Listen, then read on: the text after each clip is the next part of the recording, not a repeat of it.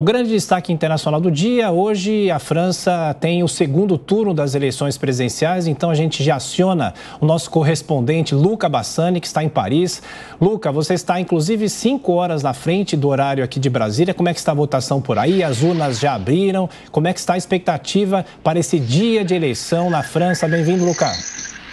Bom dia, Thiago, e a toda a nossa audiência. Aqui já são por volta das 12 horas e 5 minutos, portanto, as eleições já começaram há algum tempo. As urnas abriram aqui por volta das 8 da manhã e seguem até as 19 horas, quando depois o processo de apuração começa e, por se tratar de cédulas de papel, demora cerca de 3, 4 horas até termos os resultados preliminares de quem será o próximo presidente da França. Se mantém Emmanuel Macron ou se sua adversária de muito tempo, Marine Le Pen, consegue pela primeira vez se tornar a primeira mulher a governar a França. Por aqui, o domingo transcorre de maneira normal. Como eu disse em outras ocasiões, a campanha é bastante limpa no aspecto da cidade. A gente não vê muitos santinhos, não vê muitos placares.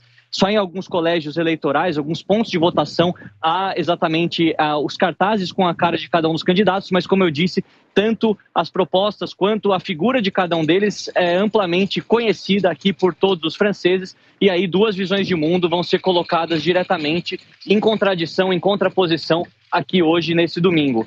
É importante mencionar que os últimos dias as pesquisas mostram que Emmanuel Macron abriu certa vantagem, está na faixa dos 54% das intenções de voto, enquanto Marine Le Pen fica na faixa dos 46%, cenário bem diferente daquele encontrado em 2017, quando ambos também se encontraram no segundo turno e Macron, naquela ocasião, ganhou com ampla vantagem de 66% frente a 34% de Marine Le Pen. Não só se decide o futuro da França, mas também o futuro da Europa. Isso daí foi falado de maneira bastante extensa durante toda a campanha, já que ambos os candidatos têm visões opostas sobre o continente europeu, sobre a União Europeia, sobre a permanência no bloco, a questão do euro. Então, a gente vê que o Macron é um grande entusiasta, um grande representante dessa vertente mais unida da Europa, enquanto Le Pen preza mais para os valores estritamente franceses, uma França mais independente. Não bastando isso, temos também a guerra na Ucrânia, que hoje completa 2 meses e que foi assunto também muito discutido durante toda a campanha eleitoral, já que Emmanuel Macron é um grande defensor da Ucrânia, da soberania do país, é a favor das sanções econômicas contra a Rússia, enquanto que Le Pen, em outras ocasiões, se mostrou uma forte aliada do presidente Vladimir Putin aqui na França, e também, durante a campanha, foi revelado os seus vínculos com bancos russos que poderiam colocá-la em uma posição comprometedora caso viesse a ser presidente da França. A gente vai acompanhando todos os detalhes dessa campanha, lembrando também que a abstenção é algo que muito se discute aqui, já que o voto é facultativo.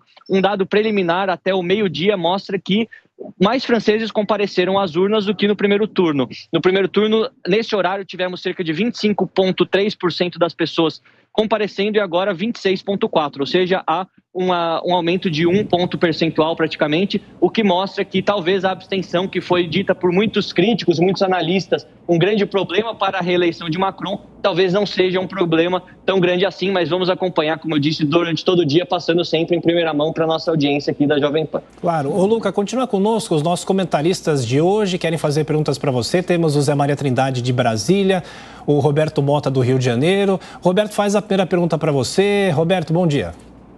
Bom dia, Luca. A minha pergunta é o seguinte, tudo indica que Macron vai ser o vencedor. O que muda em relação à Ucrânia? O que a França pode vir a fazer diferente em relação à Ucrânia com o Macron reeleito?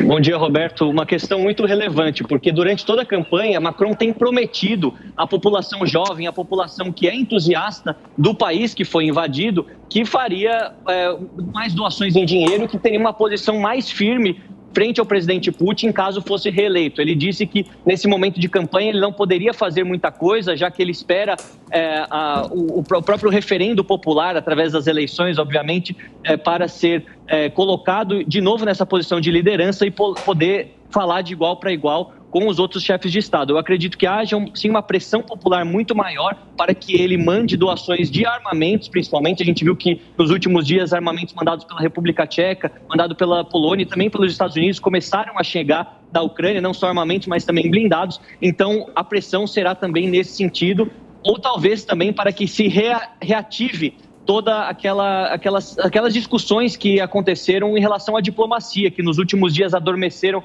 de maneira bastante triste, já que o conflito bélico se intensificou, principalmente em Mariupol, que a gente viu que, segundo os russos, caiu já na mão do país invasor. Então, acredito que haja uma pressão e haja uma mudança de atitude. Afinal, durante a época de campanha, os políticos são sempre muito preocupados com a sua visão perante o seu próprio povo, com a política interna, e acabam não se empenhando tanto em resolver esses assuntos tão complexos como uma guerra, né? José Maria Trindade de Brasília, como é que a diplomacia brasileira vem acompanhando essa eleição na França? E a sua pergunta para o Luca Bassani, nosso correspondente na Europa. Salve, Zé Maria. Salve, Tiago, Roberto, Luca. Olha, aqui a grande preocupação é mesmo de o Macron recrudescer as críticas contra o Brasil, né, exatamente nessa disputa pelo agronegócio. E ele toma essa decisão atendendo ali uma demanda interna dos agricultores franceses, né? O que a gente estranha é que brasileiros apoiam o Macron nessa escalada contra o Brasil. Eu já até fiz essa pergunta para o Luca, né, sobre qual o melhor, e ele diz que o menos pior seria Le Pen chegar ao poder. Mas a minha pergunta, Luca, é sobre a comunidade europeia. A gente sabe que os franceses têm dúvidas, assim como outros países aí da Europa, sobre a continuidade, inclusive a adoção do euro ou o franco francês. Como é que está esse debate? Uma eleição é boa porque tudo isso é debatido abertamente, discutido. Qual é a opinião geral sobre a continuidade da comunidade europeia? Bom dia, Zé Maria. Realmente é um assunto que sempre volta à tona, principalmente depois do Brexit, e isso também se adormeceu. Vale mencionar que a decisão, ou pelo menos a vontade de querer sair da zona do euro ou da União Europeia, ela existia antes de 2016, porque ninguém viu os impactos econômicos que isso teria em um país grande, como teve no Reino Unido. Agora está um pouco melhor, mas inicialmente foi muito ruim. Então, na França tinha esse movimento, pelo menos em uma porcentagem da população, para que isso acontecesse, e não é algo que a gente vê que esteja no coração da maioria dos franceses. Le Pen até mudou isso na sua plataforma de governo, na sua pauta, na sua agenda, por conta de ver que perderia apoio por conta dessa visão eurocética, por conta dessa visão um pouco contrária à União Europeia, já que agora que com a saída do Reino Unido e a França sendo o segundo país mais importante, juntamente com a Alemanha, eles acreditam que possam ter mais poder de decisão. Então, acredito que nesse momento a França esteja numa oportunidade de poder decidir o futuro da Europa,